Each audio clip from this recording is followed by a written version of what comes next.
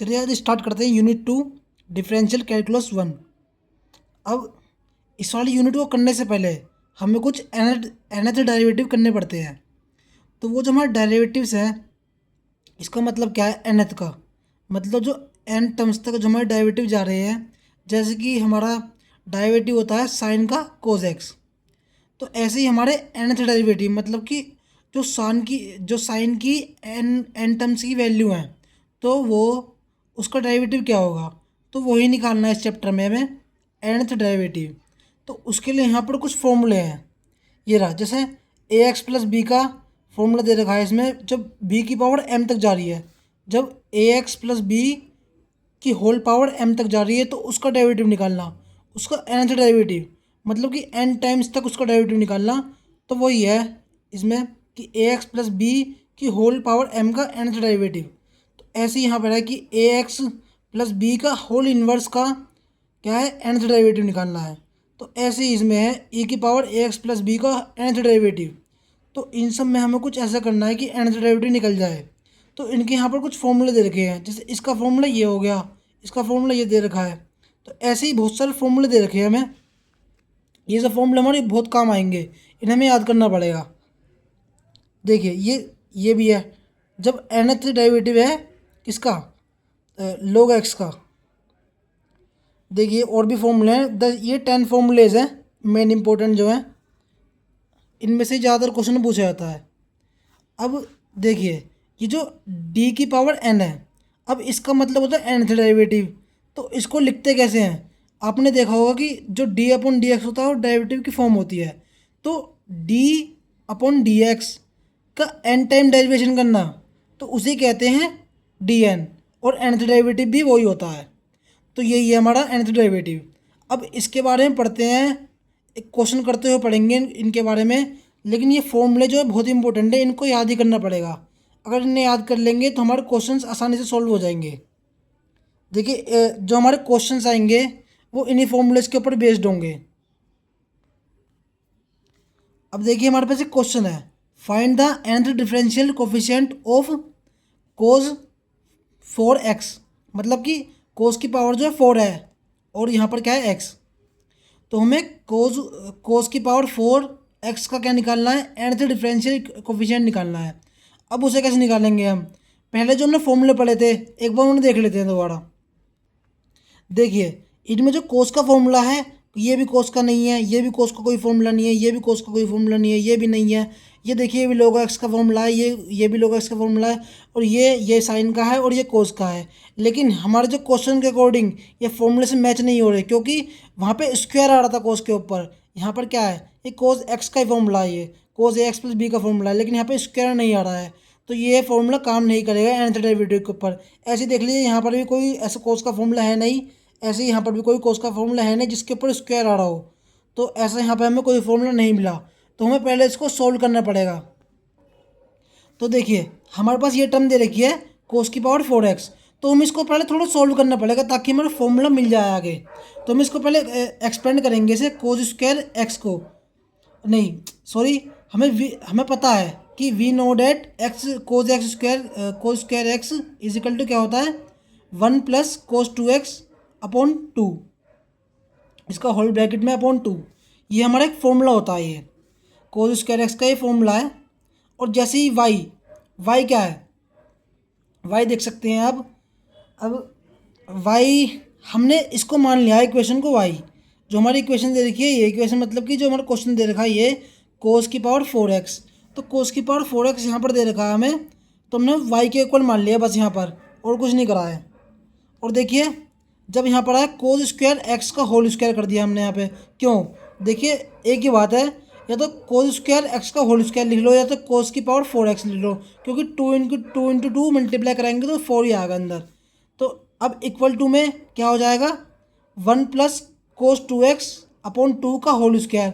अब ये क्यों आया, क्योंकि कोस स्क्वायर एक्स की वैल्यू जो है हमारे पास ये रही 1 प्लस कोस 2x अपॉन 2।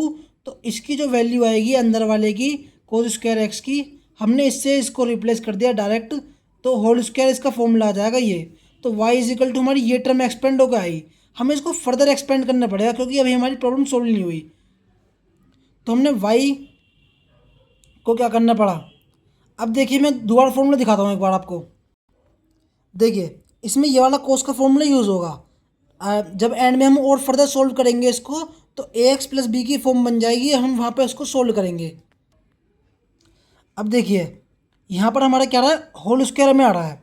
अब पहले होल स्क्वायर को हमें सोल्व करना पड़ेगा उस वाली इक्वेशन में कन्वर्ट करने के लिए।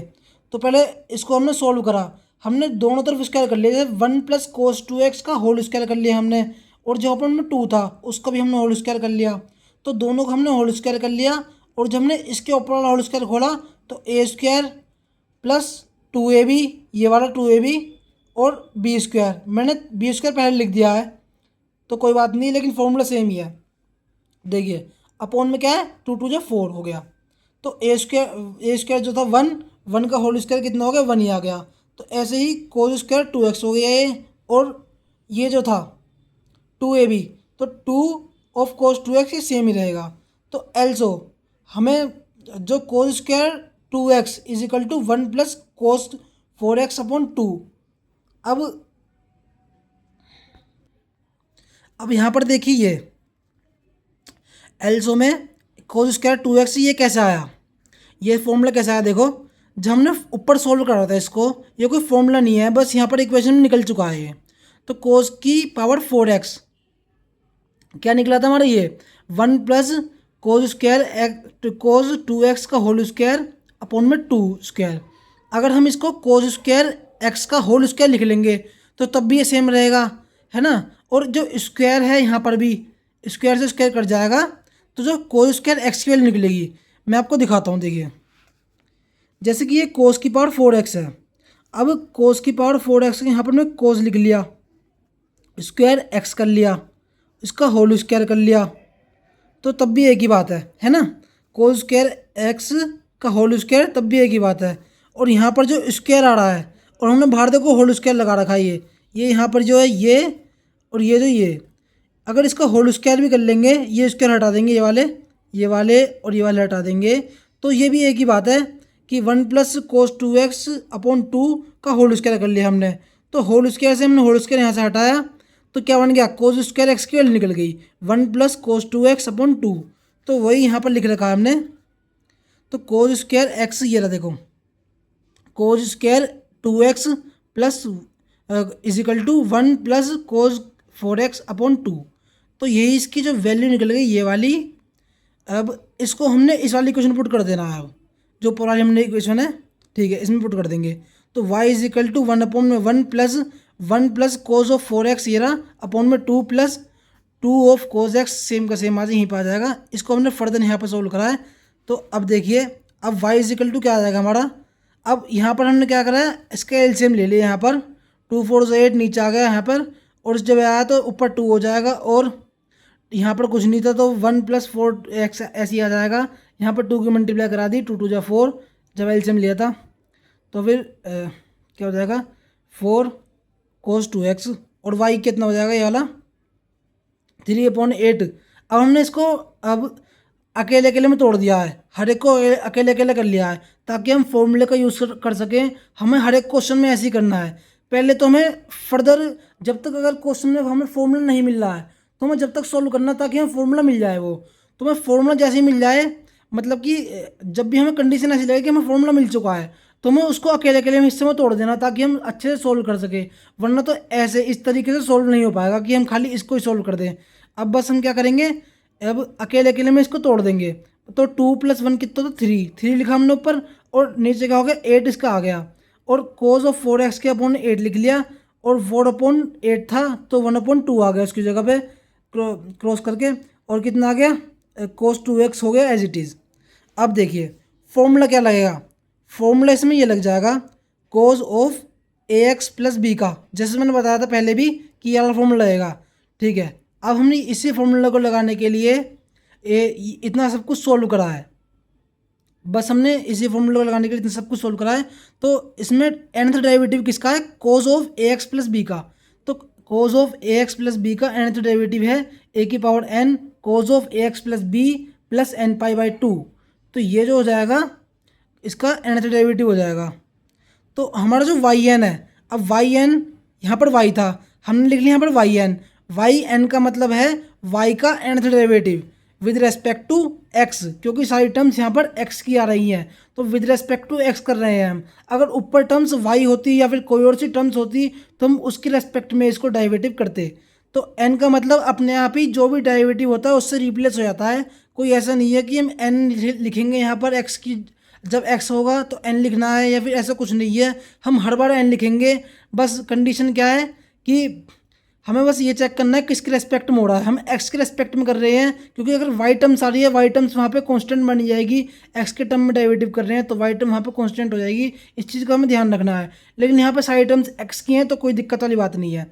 तो फिर 3/8 ये कांस्टेंट टर्म है, जब भी कांस्टेंट टर्म आए बस हमें क्या करना है, जीरो लिखना है, उसके nth डेरिवेटिव भी या फिर कोई और से डेरिवेटिव करेंगे तो हरदम कांस्टेंट का जो डेरिवेटिव होता है वो जीरो ही आता है। तो देखिए अब इसके बाद क्या है, cause of 4x/8, cause of 4x/8 इसका जब nth डेरिवेटिव करेंगे हम तो nth डेरिवेटिव करने के बाद नहीं, कोज ऑफ 4x/8 का डेरिवेटिव यहाँ पर नहीं हो रहा क्योंकि मैंने पहले इसका डेरिवेटिव कर दिया सोल्व। 1/2 ऑफ cos 2x का डेरिवेटिव पहले सोल्व कर दिया है मैंने, उसके बाद मैंने इसका करा है, इसलिए आपको यहाँ पे 2 नहीं दिख रहा। तो 1/2 मैंने ऐसे लिखा, और जैसे कि a की पावर n था यहाँ पे, तो a की पावर n मतलब कि जो हमारा कोज एक्स की कोज ऑफ जहाँ पे 2x लिखा है ना, यहाँ पे लिखा है ax प्लस बी, तो ax plus b plus n π/2 लिखा है यहाँ पे। तो हमें क्या करना है, ओ सॉरी, देखिए यहाँ पे cos of ax plus b का फॉर्मूला यहाँ से मैच हो रहा है देखो। तो 2x प्लस बी की जगह पे क्या हो जाएगा 0, a की जगह पे यहाँ पे 2 है। तो हम यहाँ पर क्या करेंगे, जो हमारा फॉर्मूला गिवन है ये, तो 1/2 तो यहाँ से निकल ही गया है। उसके बाद a की पावर n है, तो a यहाँ पर क्या है 2, तो हमने यहाँ पर लिख लिया 2। तो फिर यहाँ पर क्या होगा, ये n एज इट इज आ गया यहाँ पर, और यहाँ पर क्या है कोज ऑफ, अब ax की जगह पे क्या है 2x हो जाएगा, ax की जगह पे 2x प्लस बी क्या है यहाँ पर 0, तो हमने लिखा ही नहीं है उसको, हमने बी को लिखा ही नहीं है, और n π/2 डायरेक्ट ले लिया यहाँ पर। तो n π/2 जैसे था वैसे ही लिख लिया हमने, ये फॉर्मूले के अकॉर्डिंग हमने सोल्व करा है। अब क्या करना है, अब इसको सोल्व करना है फॉर्मूले के अकॉर्डिंग। तो 4x की जगह पे है ax प्लस बी, तो b की जगह 0 है, और 4x की जगह पे क्या है ax, तो ax प्लस बी, और क्या है b की जगह पे 0 हो जाएगा। बस तो हमें इसके अकॉर्डिंग फॉर्मूले को अरेंज करना है।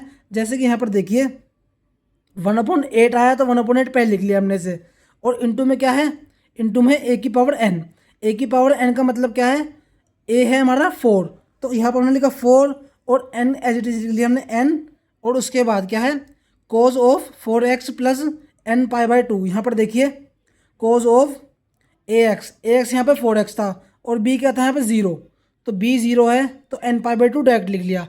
तो यही हो जाएगा इसका nth डेरिवेटिव। हमें क्वेश्चन में भी यही करना था कि डिफरेंशियल इक्वेशन का जो nth डेरिवेटिव है इसका वही सोल्व करना है। अब देखिए क्वेश्चन ये था हमारा ये, अब इसको सोल्व करने के लिए हमें ये सब करना पड़ा कि जो हमें पहले फर्दर इनको सोल्व करना पड़ा, जब तक एक्सपेंड करना पड़ा हमें, जब तक इनका आंसर नहीं मिले हमें, कि हमारा फॉर्मूला मैच नहीं हो जाए, तो हमें इनको ऐसे ही करने पड़ेंगे। जितने भी nth डेरिवेटिव के क्वेश्चन है सब ऐसे ही आएंगे कि हमें फॉर्मूले को अपना सोल्व करना पड़ेगा जब तक हमारे फॉर्मूले से मैच नहीं कर जाते।